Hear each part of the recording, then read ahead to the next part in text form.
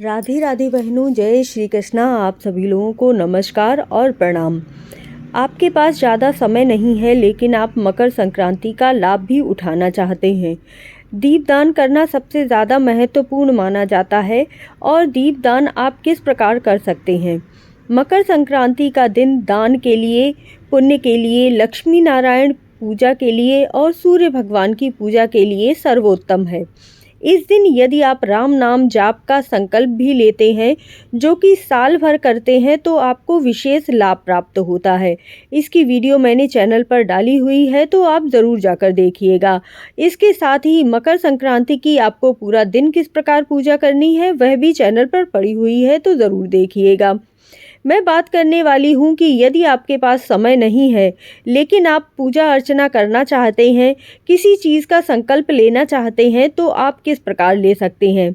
अगर आप ऑफिस जाते हैं या फिर घर के कार्यों में इतना ज़्यादा व्यस्त रहते हैं कि आप किसी भी प्रकार का संकल्प इस समय नहीं ले सकते, या फिर मंदिर आपसे बहुत ज़्यादा दूर है जिससे कि आपको असुविधा होती है, तो आपके लिए यह वीडियो बहुत ही अच्छी है।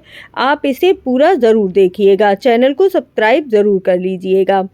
आप मंदिर में दीप दान करने का संकल्प ले सकते हैं। किस प्रकार लेंगे, दीपक किस तरह से मंदिर में जलाएंगे, संपूर्ण वीडियो ज़रूर देखिएगा। देखिए, प्रतिदिन किसी के लिए भी मंदिर जाना संभव नहीं हो पाता है, क्योंकि हम घर गृहस्थी के लोग हैं। घर गृहस्थी में इतने सारे काम होते हैं, कहीं बाहर जाना होता है, तो प्रतिदिन मंदिर जाने का नियम बनाने में थोड़ी सी असुविधा रहती है। जब आप स्नान आदि करके मंदिर जाएंगे सुबह, तभी आप इस नियम को पूरा कर सकते हैं। तो एक नियम यह जो है कि आप मंदिर में अपना दीपक किस प्रकार प्रतिदिन जला सकते हैं। इससे आपको लाभ होता है।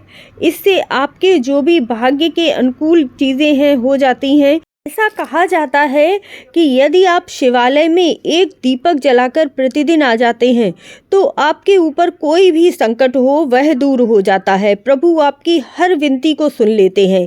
पीपल वृक्ष पर जलाया हुआ आपका एक दीपक आपके सभी ग्रहों को शांत कर देता है। शनि भगवान का दुष्प्रभाव, शनि दोष का दुष्प्रभाव आप पर बिल्कुल ही समाप्त हो जाता है। इसीलिए दीपक प्रज्वलित करने का मकर संक्रांति के दिन यदि आप संकल्प ले लेते हैं, तो समझ लीजिए आपका साल आपके अनुकूल जाता है और आप जो भी इच्छा करते हैं, जो भी कार्य करते हैं, वह आपका पूर्ण हो जाता है। यह संकल्प बहुत ही ज़रूरी होते हैं।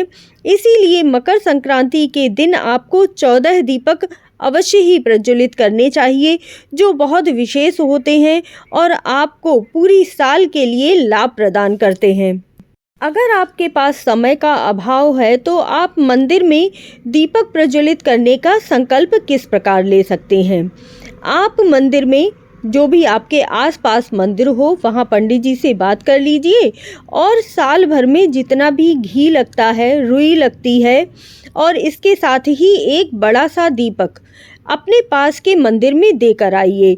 और जब भी वहाँ पर वो दीपक जलाएंगे, तो वह सारी सामग्री आपके नाम की होगी। इसके साथ ही थोड़ा सा प्रसाद ले जाना बिल्कुल मत भूलिएगा। प्रसाद देना और दक्षिणा देना, क्योंकि पंडित जी आपके लिए यह कार्य करेंगे, तो इसीलिए पंडित जी को दक्षिणा भी ज़रूर दीजिएगा।